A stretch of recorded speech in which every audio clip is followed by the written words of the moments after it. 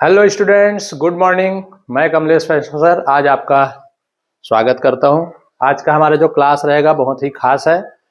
इस वीडियो को आप लास्ट तक देखेंगे। यह वीडियो मैं बना रहा हूं छत्तीसगढ़ बोर्ड के बच्चों के लिए, 12th क्लास। हमारा विषय रहेगा आज का लेखा शास्त्र। ये हिंदी मीडियम वाले स्टूडेंट्स के लिए मैं बना रहा हूँ यह वीडियो।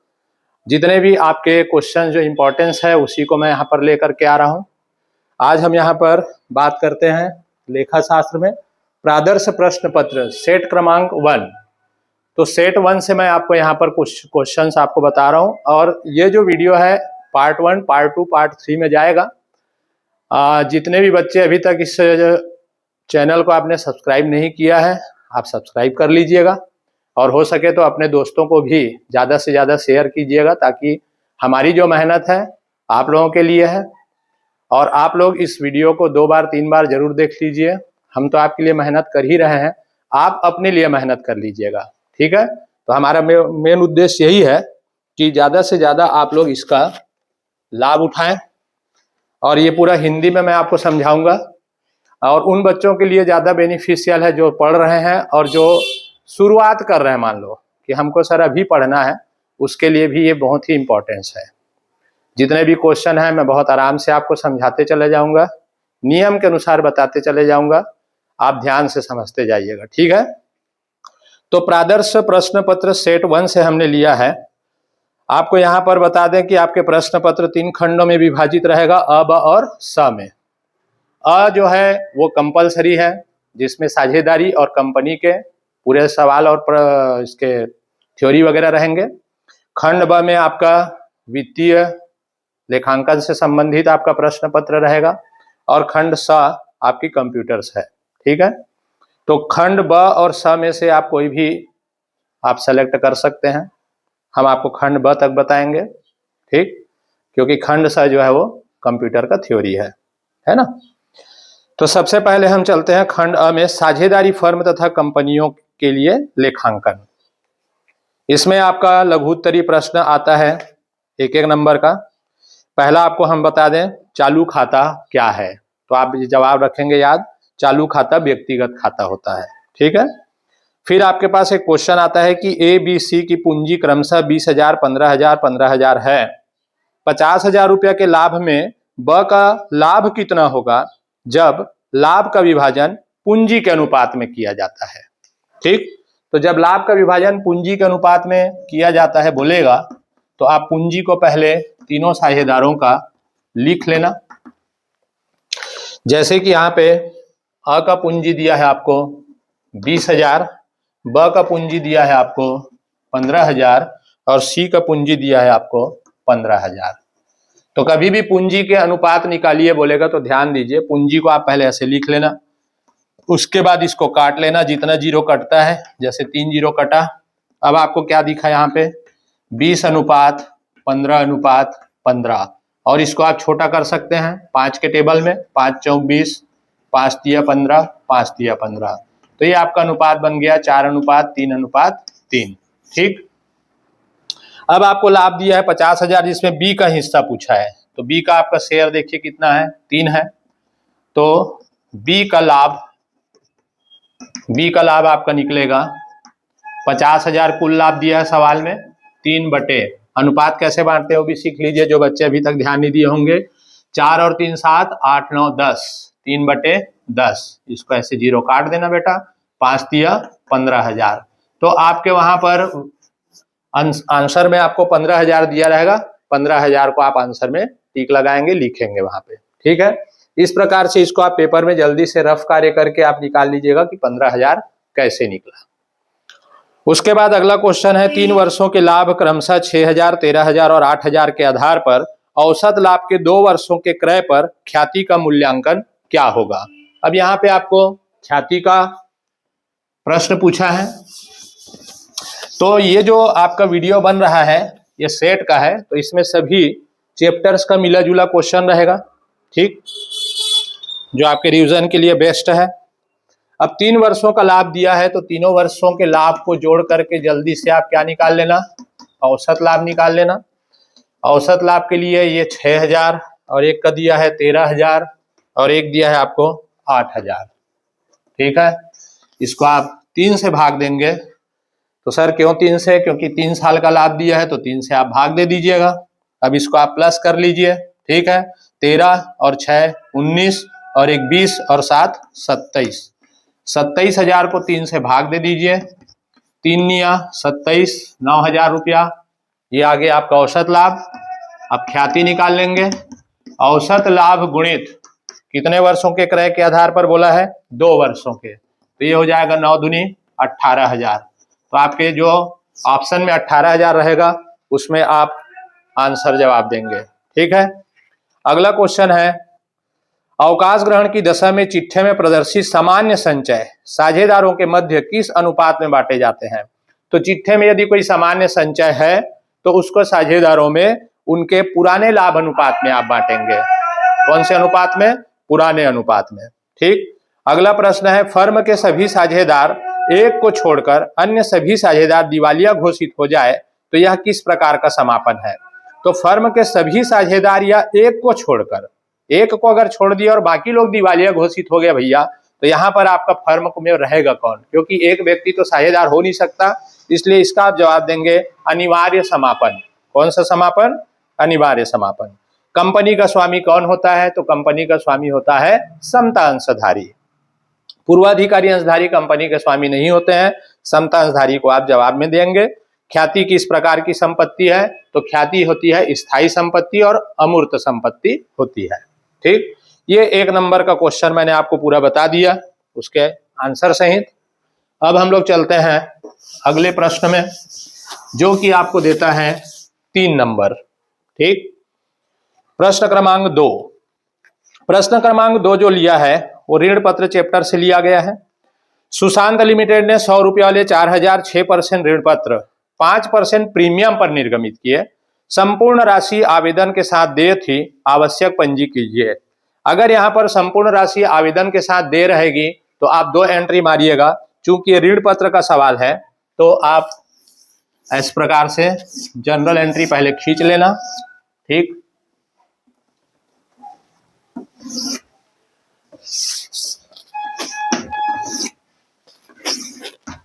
यहां पर लिख देना पंजी प्रविष्टि, प्रविष्टियां। ये हो गया आपका डेट का कॉलम, तिथि, विवरण। यहां पर लिख देना खाता पृष्ठांक और विकलन राशि, समाकलन राशि, ठीक है। अब आपके पास बोलता है कि 4,000 ऋण पत्र निर्गमित किए 6% वाला 5% प्रीमियम पर। तो ऋण पत्र के साथ जो परसेंट दिया रहता है ना, वो ब्याज का दर रहता है, उसको आपको उसके साथ लिखना बस है, आपको 6% निकालने के लिए नहीं बैठना है, ठीक। अब यहाँ पे पहला पंजी होने वाला है, आवेदन की राशि जब प्राप्त होता है तो आप याद रखेंगे बैंक खाता या रोकड़ खाता को विकलन करेंगे, बैंक खाता विकलन, जैसे कि यहाँ पे मैंने लिखा। और 6% है तो 6% ऋण पत्र आवेदन खाता से, आवेदन खाता से। तो बैंक खाता विकलन 6% ऋण पत्र आवेदन खाता से। ऋण पत्र का प्रीमियम पर है तो प्रीमियम किसका निकालेंगे, ध्यान देना। एक ऋण पत्र का मूल्य कितना दिया है, 100 रुपया। ये 100 रुपया इसका अंकित मूल्य है। 100 रुपया का आप प्रीमियम की दर दिया है 5%, तो ये आ गया आपका 5 रुपया। तो 100 रुपया में 5 रुपया को जोड़ देंगे तो ये हो गया कितना भाई, 105 रुपया। 105 रुपया से ऋण पत्र की संख्या दिया है 4,000। 4,000 का आप गुणा कर देंगे तो 000 लगा दिए, 4 पंचे 20 का 0, हासिल आई 2, 4 शून्य 0, 2 का 2, 4 एकम 4। तो इस प्रकार से आ गया आपका 4,20,000 रुपया। 4,20,000 रुपया यहाँ पे आप डालेंगे, 4,20,000, 4,20,000। और यहाँ पे आप नरेशन में लिख देंगे कितना ऋण पत्र है, 4,000, 6% ऋण पत्र 100 रुपया प्रति, 5% प्रीमियम पर निर्गमित, प्रीमियम पर एकमुश्त राशि आवेदन पर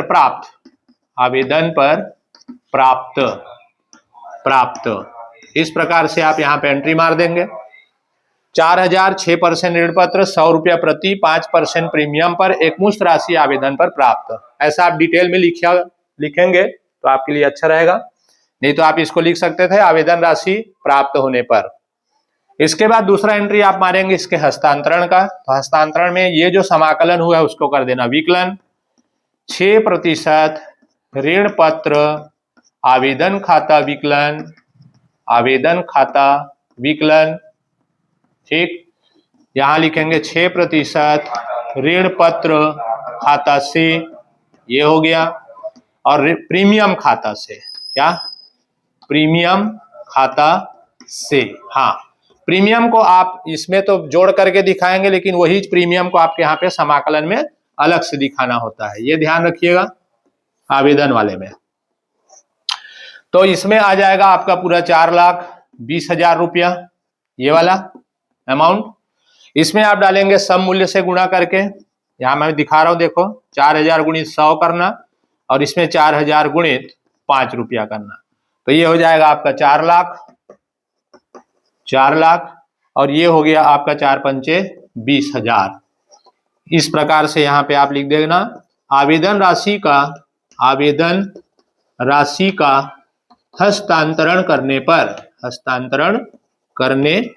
पर, ये हो गया आपका, ठीक। अब इसको आप बंद कर देंगे। ये हो गया आपका 3 नंबर का सवाल टोटल, ओके। अगला क्वेश्चन थ्योरी दे रहा है, थ्योरी आप लोग अभी बुक से पढ़िएगा, मैं यहाँ पर केवल आपको सवाल को ले रहा हूं, ठीक। थ्योरी का हम अलग से क्लास बना देंगे, इसको रफ कर दें, ओके। अभी तक अगर आप चैनल को मेरा सब्सक्राइब नहीं किए होंगे तो आप जरूर कर लेना, क्योंकि आपके लिए ही ये वीडियो सब बनाया जाएगा।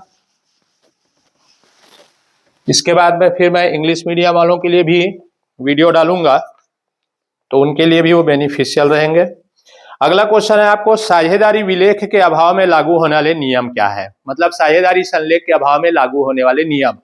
तो वही 5-6 नियम को आपको लिख देना है कि किसी भी साझेदार को पारिश्रमिक नहीं दिया जाएगा, किसी भी साझेदार को पूंजी पर ब्याज नहीं मिलेगा, किसी भी साझेदार को आहरण पर ब्याज देने की जरूरत नहीं होगा, लाभ हानि को सभी साझेदारों में समान अनुपात में बांटा जाएगा। अगर कोई साझेदार फर्म को ऋण दिया है तो 6% वार्षिक दर से उसको ब्याज पाने का अधिकार होगा। सभी साझेदारों को व्यापार के संचालन में भाग लेने का अधिकार होगा। सभी साझेदारों को खाता बही का निरीक्षण करने का अधिकार होगा। इस प्रकार से 6-7 पॉइंट आप याद रख लेंगे इसमें। अगला क्वेश्चन है आपका, अंशों के हरण का अर्थ बताइए। तो अंशों के हरण का अर्थ में आपको बताना है कि यदि कोई साझेदार अपने द्वारा अदत्त राशियों का भुगतान नहीं करता है, अंशों का, जैसे कि आवंटन का पैसा नहीं चुकाता है, या प्रथम याचना या अंतिम याचना का पैसा जब नहीं चुकाता है और उसको बार बार सूचना देने के बाद भी वह पैसा नहीं चुकाता है, तो फिर उसको संचालक मंडलों के द्वारा निर्णय लिया जाता है कि ऐसे अंशधारियों के अंश को जब्त कर लिया जाए। तो जब्त कर लिया जाए का मतलब उसने जो पूर्व में जो पैसा जमा किया होगा आवेदन का या आवंटन का, वो पैसा कंपनी जो है वो जब्त कर लेती है और उसकी सदस्यता हमेशा के लिए समाप्त कर दी जाती है। इस प्रकार से आप पढ़ेंगे तो आपको यही मिलेगा। तो अंशों के हरण का आपको सवाल भी दिया है यहाँ पे। अंशों के हरण का सवाल है 5वां क्वेश्चन में, नहीं, अंशों के निर्गमन का है। अंशों के निर्गमन में लिखा है कि अनिल के पास 10 रुपये वाले 100 अंश थे, जिन पर उसने आवेदन की राशि 2 रुपया, आवंटन की राशि 3 रुपया प्रति अंश चुकाई। वह 5 रुपया के प्रति अंश न चुका पाया और संचालकों ने उसके अंशों का हरण कर लिया। कंपनी के पुस्तक में जनरल प्रविष्टि कीजिए। तो यहाँ पे केवल आपको हरण की पंजी करना है, ठीक है। हरण की पंजी बहुत इंपॉर्टेंट है, ध्यान दीजिएगा। अनिल एक अंशधारी है, उसके पास था 100 अंश, एक अंश का रेट था 10 रुपया, जिसमें से उसने आवेदन और आवंटन का पैसा चुकाया है, ठीक है, आवेदन और आवंटन का। तो आवेदन का पैसा है 2 रुपया और आवंटन का है 3 रुपया, मतलब 5 रुपया प्रति अंश चुकाया है, ठीक है। याचना का 5 रुपया नहीं चुका पाया, काहे का, याचना का, प्रथम एवं अंतिम याचना, याचना पर 5 रुपया, इसको वो नहीं चुका पाया, तो अंश का हरण कर लिया गया कंपनी के द्वारा। तो मैंने अभी आपको बताया कि अंश का हरण किसे कहते हैं, जब कोई अंशधारी अपने याचना या आवंटन का पैसा समय पर नहीं चुका पाता है तो बाकी जो पैसा उसने चुकाया है उसको कंपनी क्या कर लेती है, जब्त कर लेती है। उसी को अंशों का हरण कहते हैं। तो हरण का आपको पंजी पूछा है, तो आप पंजी का प्रारूप खींच लीजिए इस प्रकार से। पंजी प्रविष्टि, अंशों के हरण की आप प्रविष्टि करना बोलेगा तो सिंगल एक प्रविष्टि करेंगे, एक ही पंजी होता है हरण का, ठीक है। तो यहां पर आप ध्यान से समझिएगा, पंजी पहले याद करें, अंश पूंजी खाता विकलन, अंश पूंजी खाता विकलन, अंश हरण खाता से, हरण खाता से, और जो नहीं चुकाया है उसको लिखेंगे अंश याचना खाता से। प्रथम एवं अंतिम है, कुछ नहीं बोला है तो अंश याचना खाता से लिख देगा। अब चलिए इसमें राशि कैसे डालना है। अंश पूंजी में मांगी गई राशि को डाला जाता है। मांगी गई राशि का मतलब अभी तक एक अंश के पीछे कंपनी ने इनसे 10 रुपया मांगा है, ठीक है। तो इसके पास अंश कितने थे, तो इसके पास अंशों की संख्या थी 100 ठने, यहाँ बाजू में से आप दिखा सकते हैं 100, और एक अंश के पीछे मांगा था 10 रुपया, तो ये हो जाएगा आपका टोटल 1000 रुपया। हरण में चुकाई गई राशि डालना है। चुकाई गई राशि का मतलब इसने आवेदन का 2 रुपया दिया है और आवंटन का 3 रुपया दिया है, दोनों मिला करके हो गया 5 रुपया चुकाया है, मतलब 100 गुणित 5 कर देंगे। तो 100 गुणित 5, तो ये हो गया आपका 500 रुपया। और इसमें मांगी गई परंतु न चुकाई, मतलब कंपनी ने मांगा है लेकिन उसने चुकाया नहीं है अभी तक याचना का, तो ये 5 रुपया नहीं चुकाया है, तो 100 इंटू 5, ये 500 रुपया यहाँ लिख दिया। यहां पर आप लिख देंगे अंशों की संख्या, 100 अंशों का हरण करने पर, हरण करने पर, बस इतना ही बनाना है आपको। सीधा सीधा आपको 3 नंबर देता है यहाँ पे, ठीक है। इस प्रकार से ये आपका सवाल कंप्लीट हो गया। तो अंशों के हरण में आप याद रखेंगे पंजी, अंश पूंजी खाता विकलन, अंश हरण खाता से, अंश याचना खाता से। नीचे में ये हरण के बाद जो जो पैसा नहीं चुकाया है उसी को ही समाकलन में लिखे जाते हैं, ठीक। इसमें हमेशा मांग की गई राशि तक से गुणा करना है आपको। अब मांगी गई राशि में आपको जैसे समझा दूं कि मान लो 2 रुपया आवेदन पर है, 3 रुपया आवंटन पर है, 3 रुपया प्रथम याचना पर है और 2 रुपया अंतिम याचना पर है, 10 रुपया मांगे थे, ठीक। अगर कोई अंशधारी ने आवेदन का पैसा सभी लोग देंगे, अगर कोई अंशधारी आवंटन का पैसा नहीं दिया, ठीक, प्रथम याचना का पैसा भी नहीं दिया और इसके बाद इसके अंशों को कंपनी ने जब्त कर लिया, इसका मांग ही नहीं किया, तो मांगी गई राशि किसको कहेंगे आप, ये तीनों को कहेंगे। 3, 3 और 2, मतलब 8 रुपया तक मांगी गई राशि कहलाएगा। जहां तक हरण किया वहीं तक को मांगी गई राशि में गुणा करना है, तो यहां पर आप 8 से गुणा करते फिर, ठीक है, 100 गुणित 8।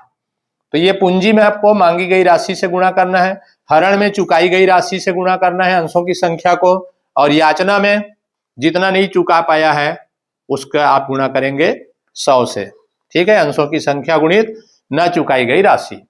तो इस प्रकार से अंशों के हरण की पंजी हुआ आपका। अगला क्वेश्चन हम चलते हैं। देखिए समय का बहुत अभाव रहता है आपके पेपर में, अकाउंट के पेपर में खास तौर से, इसलिए आप प्रैक्टिस करके जाइए। अगला क्वेश्चन है आपके पास, दिलीप और केशव एक फर्म में 3:2 के अनुपात में साझेदार है। यहां पर अब आता है आपका नया अनुपात ज्ञात करने का, साझेदारी का है, प्रवेश का। मोहन को नए साझेदार के रूप में प्रवेश दिया गया। मोहन का लाभ अनुपात 1/4 है। सभी साझेदारों के नए अनुपात ज्ञात कीजिए। पहला बोला है मोहन ने अपने लाभ का संपूर्ण भाग केशव से लिया और मोहन ने अपने लाभ का भाग दिलीप और केशव दोनों से बराबर लिया, ठीक। चलिए क्वेश्चन ऐसा है, दिलीप वह एक साझेदार है केशव, तो दिलीप और केशव 2 पार्टनर थे, इनका अनुपात था 3:2। इन्होंने नया साझेदार मोहन को प्रवेश दिया, मोहन को दिया है 1/4 के लिए। अब आप सवाल को 2 बार बनाने बोला है, ठीक है, 2 बार। ये 4 नंबर का सवाल है क्योंकि ये जो क्वेश्चन है के 4 अंक के रहेंगे। तो ये पहले बार बोला है कि मोहन जो है अपना पूरा हिस्सा केशव से लेता है। किससे ले रहा है, केशव से लेता है संपूर्ण हिस्सा, और एक बार आपको बनाना है दोनों से बराबर लेता है, बराबर लेता है, ठीक। इस प्रकार से इसको आप 2 बार बनाएंगे। चलिए हल करते हैं। यहाँ पे पहला कंडीशन, पहला कंडीशन है जब मोहन अपना हिस्सा केशव से लेता है, केशव से लेता है, तब आप कैसे हल करेंगे। दिलीप कोई हिस्सा नहीं दे रहा है, ठीक है, तो आप दिलीप का जो अनुपात है, दिलीप का अनुपात, दिलीप के अनुपात को एज इट इज रख देंगे 3/5। अब आता है कौन, केशव, तो केशव का अनुपात, केशव का अनुपात क्या हो जाएगा। अब केशव के पास था 2/5, ये दे रहा है तो इसके में कर देना माइनस। कितना ले रहा है मोहन, पूरा हिस्सा ले रहा है 1/4 का, तो 1/4 इसमें कर देना माइनस। अब इसको हल कैसे करते हैं, तो ये दोनों का कर देना गुणा, 4 पंचे 20 लघुत्तम ले लिए, तिर्यक गुणा कर देना, 4 दूनी 8, 5 एकम 5, 8 में 5 को घटा देना, क्या बचा 3/20 बचा। ये आ गया केशव का अनुपात। फिर लिखना किसका अनुपात, मोहन का अनुपात। मोहन आ रहा है कितने भाग के लिए भाई, 1/4, तो इसका जस के तस लिख देना 1/4। अब तीनों के अनुपात को रख के देखिए, पहले का 3/5 है अनुपात, दूसरे का 3/20 है अनुपात, तीसरे का 1/4 है। तो ये अंश है और हर है, हर एक जैसा नहीं है इनका, तो हर जब एक जैसा नहीं है तो इसको और क्या करेंगे, भिन्न को सरल करने पर, भिन्न को सरल कर देंगे, सरल करने पर। कैसे सरल करेंगे यहां देख लेते हैं। इसमें से नीचे देखिए अंश है, ये हर है, हर में बड़ी संख्या कौन है 20, 20 को यहां लिख लेना लघुत्तम, ठीक। 5 के पहाड़ा में 20 को काटिए, 4 बार में जाएगा, जितने बार में जाता है ऊपर से गुणा, तो 4 तिया 12 आया। फिर से देखिए 20, ये 5 है, 5 से 20 को देना भाग, कितने बार में जाता है 4 बार में, ऊपर से किया जाता है गुणा, तो 4 तिया 12 लिखिए। 20 से 20 को भाग देंगे, एक ही बार में गया तो ऊपर से गुणा करेंगे, तो 3 एकम 3, और 4 से 20 को भाग देंगे, 5 बार में जाएगा, ऊपर से गुणा, 5 एकम 5। तो इस प्रकार से आपका नया अनुपात आ गया 12:3:5। ओके, ये हो गया जब एक ही साझेदार अपना हिस्सा देता है तो। अब इसी क्वेश्चन में आपको बोला है कि यह दोनों से अपना हिस्सा बराबर लेगा, ठीक। चलिए उसको देखते हैं। दोनों से बराबर लेगा अपना हिस्सा, तब आप क्या करेंगे, तो यहां पर कंडीशन लिख देंगे दूसरा, जब मोहन अपना हिस्सा या भाग दोनों से बराबर लेता है। पेपर में आप बिल्कुल कंडीशन वगैरह बढ़िया से ऐसे लिख करके, अंडरलाइन करके सजा के लिखा करो, तो नंबर आपको बढ़िया मिलता है, और हर क्वेश्चन का जवाब बढ़िया फ्रेश पेज में आप देते जाइए, ठीक। तो यहाँ पे मोहन दोनों से लेता है या लेगा लिख देना। कैसे लेगा देखो, 1/4 था उसके पास, अब पुराने साझेदार दोनों से बराबर ले रहा है, तो बराबर का मतलब होता है 1:1, मतलब उसको भिन्न में लिखेंगे तो 1/2, तो 1/2 मतलब हो गया आधा आधा ले रहा है दोनों से, ठीक है। तो 1/4 का आधा, तो 1/4 का आधा होता है 1/8, 1 एकम 1 और 4 दूनी 8। अब दोनों 1/8 1/8 दे रहे हैं, तो दोनों के अनुपात से 1/8 1/8 आप घटा देंगे, तो यहाँ पे डायरेक्ट आंसर निकाल देना। इसलिए दिलीप का नया अनुपात बराबर, तो दिलीप के पास क्या था 3/5 माइनस 1/8 कम हो जाएगा उसके अनुपात से, 8 पंचे 40 लघुत्तम ले लेना।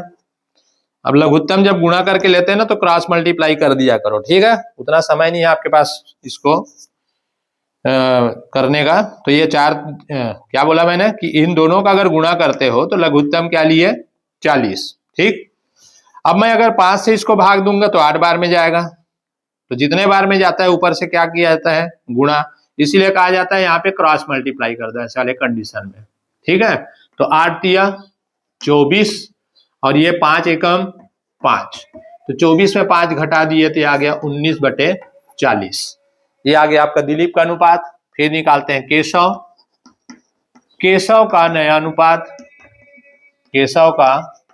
नया अनुपात बराबर, केशव के पास क्या था 2/5 माइनस ए बी कितना दिया 1/8, फिर 8 पंचे 40 लिए, 8 दूनी 16, 5 एकम 5, 16 में 5 घटा दिए तो क्या बचा आपके पास 11/40। ठीक, इसके बाद निकाल लेंगे किसका अनुपात, मोहन का।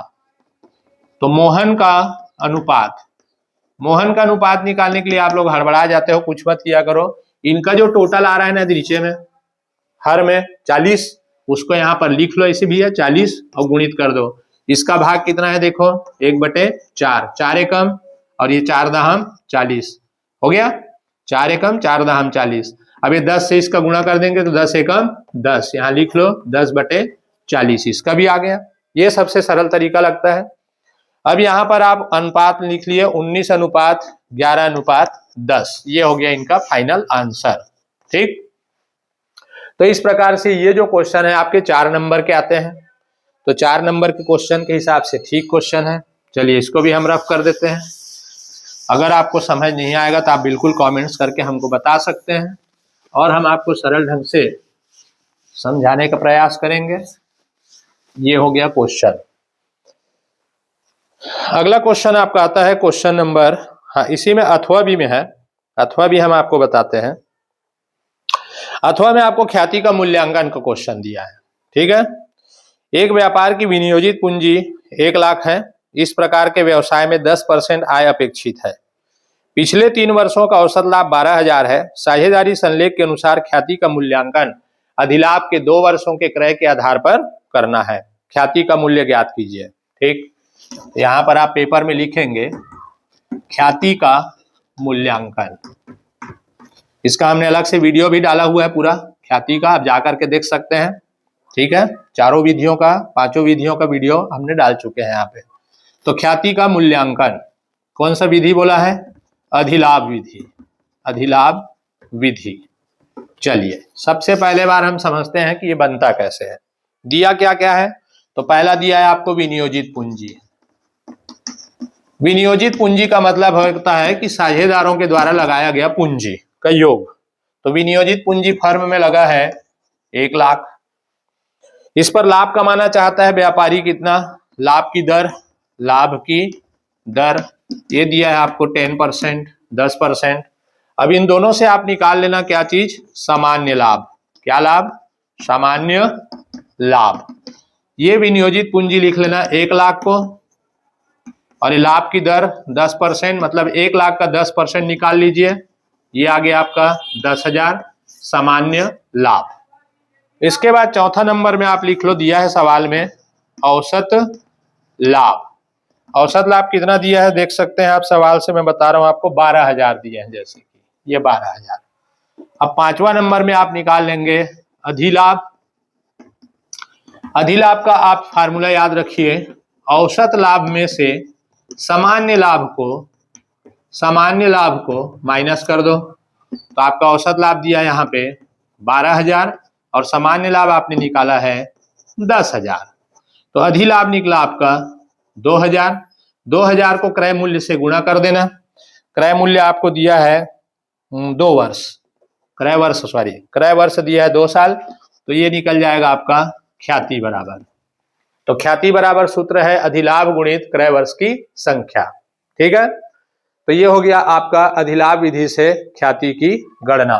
ये हो जाएगा 2 दूनी 4,000 रुपया। ओके सर, ये आंसर।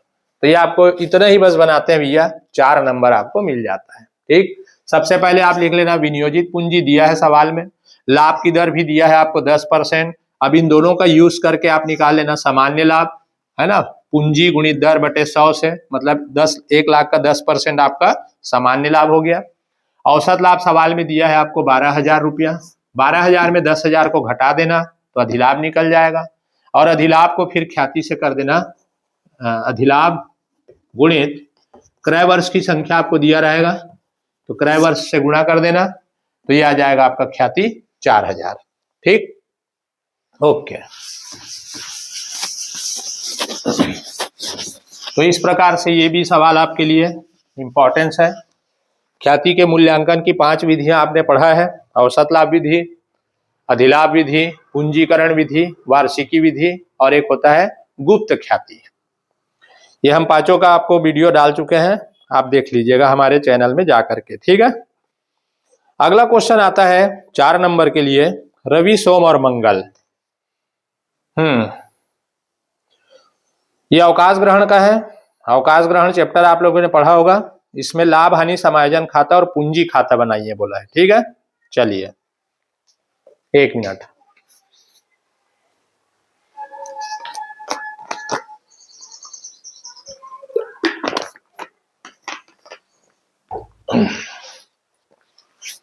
अब चलिए, तो यहां पे पूंजी खाता के साथ पुनर्मूल्यांकन, लाभ हानि समायोजन मतलब वही पुनर्मूल्यांकन खाता को ही बोलते हैं। तो आपको बोलेगा तो आप हड़बड़ाना मत, यहां पर बोल दिया है लाभ हानि समायोजन खाता। ये पुनर्मूल्यांकन खाता को ही लिखता है, लाभ हानि समायोजन खाता भी बोल देता है, तो आप उसमें इतना टेंशन नहीं लेना। 31 दिसंबर 2007 को, तो यहाँ पर जरूर डेट डाल देना, 31 दिसंबर 2007 को समाप्त वर्ष के लिए। इसका जो प्रोफार्मा है ये इस प्रकार से है, ये हो गया। और दोनों खाता एक साथ बनाना जल्दी होगा। इधर बनाते हैं हम लोग पूंजी खाता को, ठीक है। पूंजी खाता कितने साझेदार हैं इसमें? 3 साझेदार हैं, तो पूंजी खाता में 3 कॉलम आप ले लेंगे। चलिए इस प्रकार ये हो गया आपका पूंजी खाता, साझेदारों का पूंजी खाता। ओके, ये हो गया आपका विवरण। नाम देखिए साझेदारों का, रवि, सोम, मंगल। रवि, सोम, मंगल, रवि, सोम, मंगल। ये हो गया आपका विकलन साइड, ये हो गया आपका समाकलन साइड। तो ये आपका रिवीजन क्लास है। रिवीजन क्लास में आपको बहुत ध्यान से पढ़ना रहता है। जो जो क्वेश्चन आपके सिलेक्टेड हैं वही आपको बताया जाता है। ये विकलन और ये हो गया आपका समाकलन। तो साझेदार के अवकाश ग्रहण में आपको खाता जनरली बनाने बोलता है, लाभ हानि समायोजन खाता मतलब पुनर्मूल्यांकन खाता, और साझेदारों का पूंजी खाता, ठीक। तो पूंजी खाता में जितने साझेदार रहेंगे उतने का आपने कॉलम बना लिया। चलिए इसको बनाते कैसे हैं अपन। चलो अब आपको हम बता दें कि जब भी आपकी संपत्ति, यहां पर क्या होता है, जब भी कोई साझेदार अवकाश ग्रहण करता है ना, तो संपत्ति और दायित्वों का फिर से मूल्य तय किया जाता है। अगर संपत्ति का मूल्य कम हो गया तो कमी को आप दिखाएंगे विकलन में, अगर संपत्ति का मूल्य बढ़ गया तो वृद्धि को दिखाएंगे आप समाकलन में। वैसे ही दायित्व अगर बढ़ गया तो दायित्व में वृद्धि को यहाँ पर दिखाएंगे आप, और दायित्व में कमी हो गया तो समाकलन में दिखाएंगे। मतलब जितने भी संपत्ति और दायित्व में हानि हो रहा है तो हानि साइड आपका डेबिट होगा, और जितना भी लाभ हो रहा है वो होगा आपका क्रेडिट साइड। यही फंडा है इसका समझने का। जैसे इसको हम चलो प्रैक्टिकली बताते हैं अब आपको क्वेश्चन के अनुसार। सबसे पहले आप क्वेश्चन पढ़ लेंगे तो नीचे आपको समायोजन दिया है कि मंगल जो है अवकाश ग्रहण करता है। अवकाश ग्रहण करता है तो भवन और फर्नीचर के मूल्य में 5% की वृद्धि करने बोला है, ठीक है। तो वृद्धि इधर आ जाएगा 5%। लेनदार पर 5% कटौती बोल रहा है, मतलब लेनदार में कटौती भी आपके दायित्व में कमी है, समाकलन में ही आएगा। देनदारों पर 10% अशुद्ध ऋण संचय कीजिए, तो ये आएगा कहाँ, विकलन में। देनदार में कमी होने वाला है। और वैधानिक व्यय भी आएगा आपका विकलन में, क्योंकि आपका दायित्व बढ़ रहा है। वैधानिक व्यय मतलब आपको खर्चा पैसा चुकाना है, बस इतना ही समायोजन है। सबसे पहले आप चिट्ठे में जाइएगा, चिट्ठा में आपको दिया है पूंजी, तो पूंजी को आप लिख लेंगे यहाँ पर, शेष लाया गया 20,000 एक का पूंजी है, 18,000 दूसरे का है, और 16,000 तीसरे का है। उसके बाद दिया है सामान्य संचय जनरल रिजर्व। सामान्य संचय को तीनों साझेदार में बांटना है उनके अनुपात में, तो 18,000 रुपये टोटल दिया है। चलिए अनुपात बांटना भी सीख लेते हैं। 2:3:5 इनका अनुपात है। तो पहले का है 2/10, 10 इसका योग को लिखेंगे, ठीक है। 18,000 गुणित 3/10 और 18,000 गुणित 5/10। काट दिया, 18 दूनी 36, 3,600। 18 दूनी 36, 18 तिया 54, 5,400। और ये हो गया 0 0, 8 पंचे 40 का शून्य, हासिल आई 4, 5 एकम 5 और 4 90, तो 9,000। तो पहले का मिला 3600, सेकेंड का बन रहा है 5,400 और थर्ड का बन रहा है 9,000 रुपया। ठीक है, इस प्रकार से आपने सामान्य संचय को बांट के लिख दिया।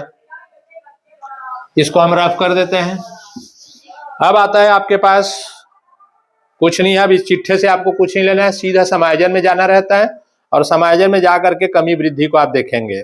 जैसे भवन व फर्नीचर में 5% वृद्धि करना है, तो भवन आपका 40,000 का दिया है बैलेंस शीट में, तो 40,000 का 5% आप इस प्रकार से निकाल लेना। 4 पंचे 20, 2,000 रुपया कम हो रहा है, सॉरी बढ़ रहा है, हाँ वृद्धि बोला है, तो वृद्धि को आप यहां पर लिखेंगे भवन खाता को। कितने को लिखना मालूम है? 5% जो निकाले हैं उसी को डालना, 2,000 रुपया हो गया। इसके बाद फिर आपको बोला है फर्नीचर में 5% वृद्धि करना है, तो फर्नीचर आपको बैलेंस शीट में दिया है चिट्ठा में 20,000, 20,000 का 5% उसी प्रकार से निकाल लीजिए। लो भैया, 5 दूनी 10, है लो 1,000 निकला, तो यहां पास लिख देंगे फर्नीचर खाता को कितना हजार, 1,000। अब इसके बाद आपको नीचे समायोजन में बोलता है कि लेनदारों पर 5% कटौती, तो इसको यहीं पर लिखेंगे भाई, लेनदारों पर कटौती मतलब आपको लेनदारों से डिस्काउंट मिल रहा है, फायदा हो रहा है। तो लेनदार आप चिट्ठा में देखिए 12,000 का है, 12,000 का 5%, तो 12,000 का 5%, ऐसे मैं निकाल के भी दिखा रहा हूं आपको, पेपर में आप जरूर जल्दी से निकालना। 12 पंचे 60, 600 रुपया हुआ, ये लो। तो इस प्रकार से आपने लेनदारों की कटौती को भी कहां लिखे, समाकलन में, क्योंकि आपको दायित्व में हो रहा है कमी। फिर अगला बोलता है आपको देनदारों पर 10% संचय करना है, तो देनदार आपको चिट्ठे में दिया है 15,000, 15,000 का 10% आपका हो जाता है कितना, हेलो 1,500, तो इसको यहां पर दिखाओगे अशोध्य ऋण 1,500 रुपया। ओके, नेक्स्ट आपको बोला है वैधानिक व्यय 200, यहीं पर आएगा, दायित्व में वृद्धि हो रहा है, वैधानिक व्यय कितना, 200। इस प्रकार से सवाल खत्म हो गया। अब आप इसका जोड़ घटाना कर लेंगे फटाफट ऐसे। सबसे पहले आप देखिए किधर का टोटल ज्यादा है, क्रेडिट का 3,600, इधर भी लिखेंगे 3,600। अब 3,600 में आप घटा देंगे 1,700 को, ठीक है, तो 1,700 घटा देंगे 3,600 में, तो आपके पास बच जाएगा, जल्दी बोलो, 1,900। 1,900 रुपया को तीनों साझेदार में आप बांट देंगे। यहां लिखेंगे साझेदारों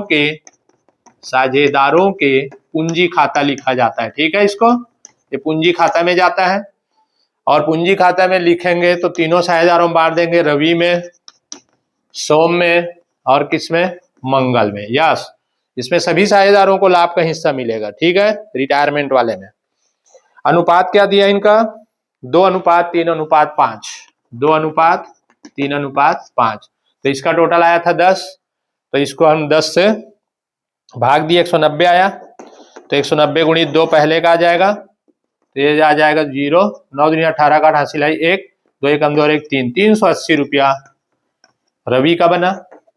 190 गुणित 3 कर लेना, 0, 9 तिया 27 का 7 हासिल आई 2, 3 दूनी 3 एकम 3, 4 5, 570 रुपया इसका बना। 190 इंटू 5 कर देना, 0, 9 पंचे 45 का 5 हासिल आई 4, 5 एकम 5 और 4 9, 950 रुपया इसका बना। इस प्रकार से आप टोटल एक बार और मिला लेना, ठीक है। तो ये हो गया आपका कंप्लीट। इस लाभ को आप साझेदारों के पूंजी खाते में ट्रांसफर कर देंगे। यहाँ पे पुनर्मूल्यांकन या लाभ हानि समायोजन खाता, पुनर्मूल्यांकन खाता को, या लाभ हानि समायोजन खाता बोल रहे हैं तो लाभ हानि समायोजन खाता नहीं, जिस खाते से जा रहे हैं उस खाते का नाम लिख देना है आपको। तो 380 रुपया पहले का, दूसरे का बना 570 रुपया और तीसरे का बना 950 रुपया। ठीक, अब इसके बाद आप ये खाता बंद कर चुके, चलिए बंद हो गया। अब आप बंद करेंगे पूंजी खाता, तो जो साझेदार रिटायर हो रहा है उसको पहले बंद करो। ठीक, तो उसके जो पूंजी का शेष है ना उसको लिखना, चलो जोड़ लेते हैं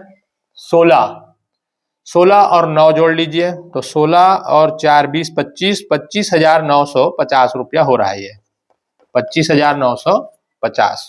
ठीक, जब कोई भी साझेदार रिटायरमेंट होगा तो उसके जो पूंजी है वो जाएगा भुगतान करने की दशा में, अगर भुगतान के बारे में कुछ नहीं बोला है तो उसको ऋण खाता लिखेंगे यहाँ पर। ठीक है, तो यहाँ लिखेंगे मंगल, कौन रिटायर हुआ है, मंगल हुआ है, मंगल अवकाश ग्रहण किया है, तो यहाँ पास लिखेंगे मंगल के ऋण खाता से।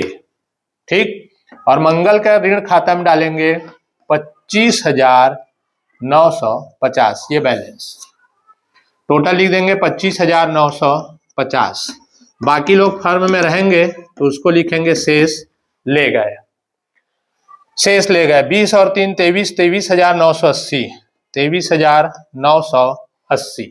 ठीक है, इधर लिख देंगे 23,980।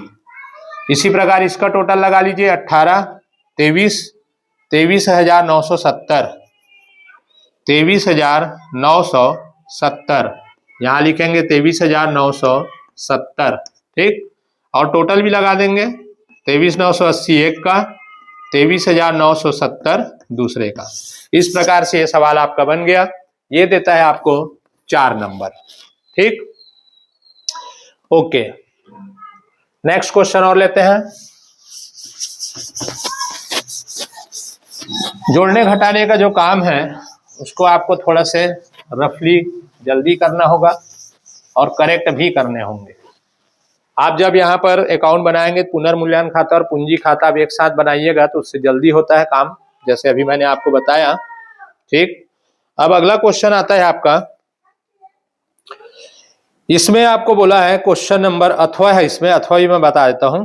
अथवा में आपको बोला है पुनर्मूल्यांकन खाता बनाइए, अवकाश ग्रहण का ही है, तो केवल पुनर्मूल्यांकन खाता बनाने बोला है।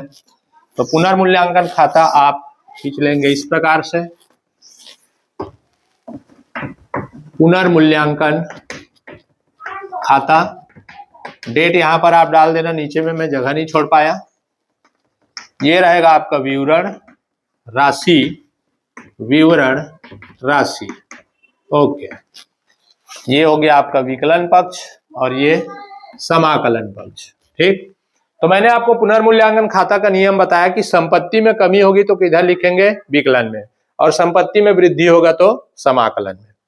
इसी प्रकार दायित्व में वृद्धि होगा तो विकलन में, और दायित्व में कमी होगी तो समाकलन में। चलिए, चिट्ठा का कोई भी चीज यहाँ पर इसमें नहीं लिखा जाता है, नीचे समायोजन को पढ़ेंगे और समायोजन को पढ़ करके आप डबल एंट्री करते जाएंगे। जैसे कि यहाँ पर बोला है कि 1 से 1 अप्रैल 2024 को अवकाश ग्रहण करता है, संपत्तियों का मूल्यांकन इस प्रकार किया गया। अब स्कंद हो गया डायरेक्ट 9,600 का, तो पहले स्कंद था आपके पास चिट्ठे में 10,400 का, अब नया रेट बताया जा रहा है 9,600। तो आप क्या करेंगे, दोनों के बीच के अंतर को लेंगे। तो आप देखिए वर्तमान बाजार में मूल्य आज इतने का हो गया, तो आपका संपत्ति का मूल्य क्या हो रहा है, कम हो रहा है। ठीक है, घटा के देख लेना इस प्रकार से। इसको 14 मान लेना, 14 में 6 गया तो क्या बचा आपके पास 8, और ये 9 में 9 गया 0, 800 रुपया की कमी हो गया। तो यहाँ पे आप कमी को लिखेंगे स्कंध खाता से 800 रुपया। उसी प्रकार बोला देनदार 11,200 का हो गया। यहाँ पे बताते भी जा रहा हूं आपको, देनदार आपका 12,000 का था चिट्ठे में। ठीक, समायोजन में बोलता है 11,200 का हो गया।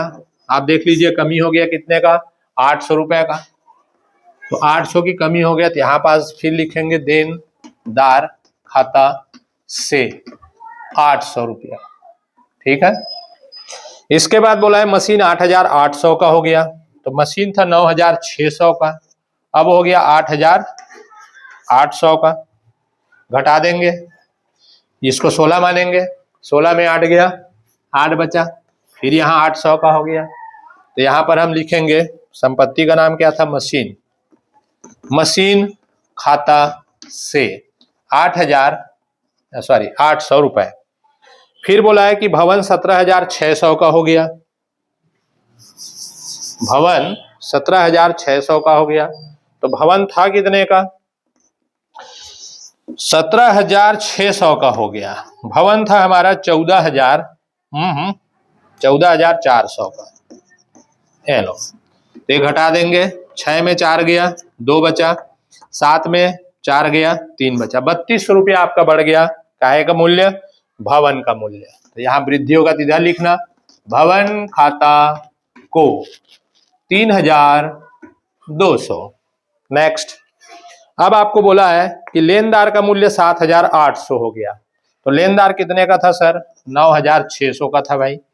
अब कितने का हो गया, 7,800। दायित्व में क्या हो गई, कमी हो गई। कितने की, देखिए 0 0, इसको 16 मानेंगे, 16 में 8 गया, 8, इसको उधारी दिया था, ये हो गया 8, 8 में 7 गया 1, 1,800 रुपया दायित्व में कमी हो गई। तो फायदा ही हुआ आपको। तो यहाँ पर लिखेंगे लेनदार खाता को कितना, ये वाला है क्या, हाँ, कितने का था भाई, 7,800 हो गया। ठीक है, तो 1,800 रुपया आपका लेनदार में हो गई कमी। ये हो गया सवाल खत्म। अब फिर आप इसको बैलेंस निकाल देंगे और खाता वही बंद कर देंगे इस प्रकार। चलिए देखिए कि इधर का टोटल ज्यादा है, क्रेडिट का 3 1 4 और 1 5,000 रुपया हो रहा है। इधर भी 5,000, 5,000 में आप घटा दिए 8 दूनी 8 2400। ठीक है, 5,000 माइनस 8 दूनी 16 8 24, 2600 रुपया बचा आपका बैलेंस। ये जाएगा साझेदारों के पूंजी खाता में, पूंजी खाता से, और इसको बांट देंगे तीनों साझेदारों में। नाम है इनका XYZ, सरकारी नाम है तो बिल्कुल XYZ। क्या अनुपात है, तो अनुपात है इनका 3:2:1। ठीक, तो 3:2:1 है, तो इसको आप क्या करेंगे, बांट देंगे इधर 2600 गुणित 3, पहले का 3 है, 3 2 5 और 1 6, 3/6, 2600 गुणित 2/6 और 2600 गुणित 1/6, 6 के पहाड़े में इसको काटिए तो 6 पंचे 30 हो जाता है, ज्यादा हो गया, 6 चौक 24, 25 और 1 26 बचा, 6 तिया 18, फिर 6 तिया 18, ये तो भैया पॉइंट में जा रहा है दादा। ठीक है, तो 2600 भागित क्या किया हमने 6, पॉइंट में गया, 4 3 3 3 3 चलता रहेगा, तो ज्यादा लंबा नहीं जाना, 3 से कर देना गुणा।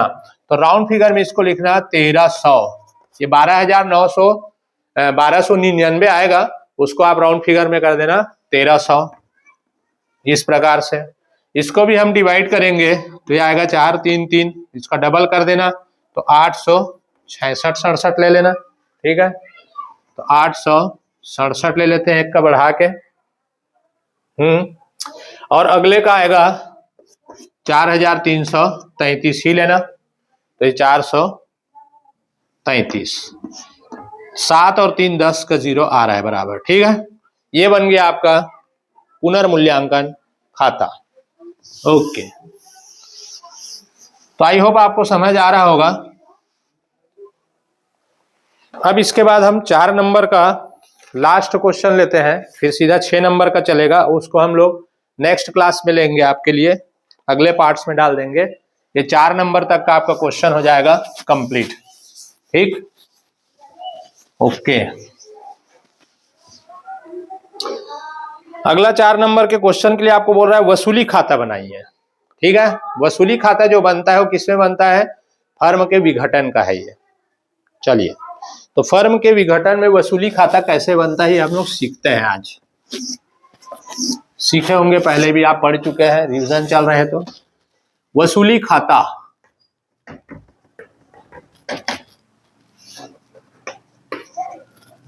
रिवैल्यूएशन अकाउंट बोलते हैं इसको। ठीक, ये हो गया आपका विवरण राशि, विवरण राशि। करना क्या है सर इसमें? इसमें क्या करेंगे कि जितने भी संपत्ति है और दायित्व है इसका पहले वसूली किया जाता है, फिर उसका भुगतान करते हैं। संपत्तियों का वसूली करते हैं और उस पैसे से दायित्वों का भुगतान किया जाता है। तो जितने भी बैलेंस शीट में आपके संपत्ति दिए रहेंगे ना, रोकड़ को छोड़कर, बैंक को छोड़ करके, सभी संपत्तियों को पूरा उठा के यहाँ लिख देना पुस्तक मूल्य समेत। ठीक, वैसे ही बाह्य दायित्व आपके दिए रहेंगे। बाह्य दायित्व में जैसे लेनदार है, बैंक अधिविकर्ष है, बैंक से ऋण वगैरह है, साझेदार के ऋण को नहीं लेंगे यहाँ पे। ठीक है, जितने भी बाह्य दायित्व है सबको लिख देंगे किधर, उठा के समाकलन में। उसके बाद क्या करना है मैं सवाल से बताते चलता हूं। तो आपके संपत्ति पक्ष में दिया है संपत्ति, बैंक को छोड़कर बोला मैंने, संपत्ति दिया है स्कंध 10,400।